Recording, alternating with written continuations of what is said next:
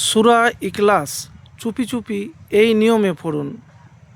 দুনিয়ার জীবন সুখের হবে, পরকালে জান্নাত নসিব হবে। আর আপনার দারিদ্রতা জীবন থেকে দূর হবে সূরা ইখলাস আর এইভাবে দোয়া করলে। তো প্রিয় ভাই, আপনি আমল করে দেখুন, 7 দিনও আপনার দারিদ্রতা দূর হতে পারে, বা যখন দোয়া কবুল হবে তখনও আপনার দারিদ্রতা অভাব দূর হবে। আর আপনি সহজেই কোটিপতি হবেন যদি দোয়া কবুল হয়। তো প্রিয় ভাই, সূরা ইখলাস সম্পর্কে মহানবী সাল্লাল্লাহু আলাইহি ওয়াসাল্লাম বলেছেন, সাহাবীদেরকে বলেন যে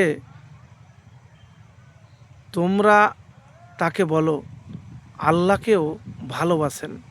মানে এক ব্যক্তি নামাজের মধ্যে সূরা ইখলাস বেশি পড়তেন। তো হাদিসটি এইরকম যে একবার রসুল সাল্লাল্লাহু আলাইহি সাল্লাম কিছু সাহাবীকে যুদ্ধে পাঠালেন। তাদেরকে একজন সেনাপতি নিযুক্ত করলেন। তিনি যুদ্ধকালীন দীর্ঘ সময়ে শুধু সূরা ইখলাস দিয়ে নামাজ পড়িয়েছেন। যুদ্ধ থেকে ফেরার পর সাহাবীরা নবী করিম সাল্লাল্লাহু আলাইহি সাল্লামকে বিষয়টি জানান।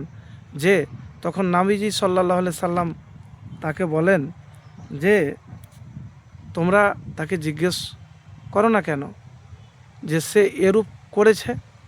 সাহাবীরা জিজ্ঞেস করলে সেনাপতি জবাব দিলেন যে এই সূরায় আল্লাহর গুণাবলী বর্ণিত হয়েছে, তাই এই সূরাকে আমি ভালোবাসি। নবীজি সাল্লাল্লাহু আলাইহি সাল্লাম তখন সাহাবীদেরকে বললেন তোমরা তাকে বলো আল্লাহও তাকে ভালোবাসে। তাহলে সুবহানাল্লাহ, কত বড় ফজিলত। এবং এই হাদিস বুখারী শরীফ 7375 নম্বর হাদিস। আরেকটি হাদিসে আছে যে এক সাহাবী এসে বললেন যে ইয়া রাসূলুল্লাহ সাল্লাল্লাহু আলাইহি সাল্লাম, আমি সূরা ইখলাসকে ভালোবাসি। নবীজি বললেন যে এ ভালোবাসা তোমাকে জান্নাতে প্রবেশ করাবে। বুখারী শরীফ 774 নম্বর হাদিস। তো হাদিস থেকে বোঝা যায় যে অনেক ফজিলত ভাই। এই সূরা ইখলাস আপনি পাঠ করা বাদ দিয়েন না। সূরা ইখলাসকে ভালোবাসতে গেলে তার ফজিলত যেটা সবচেয়ে বড়, সেটা আপনাকে জান্নাতে প্রবেশ করাবে।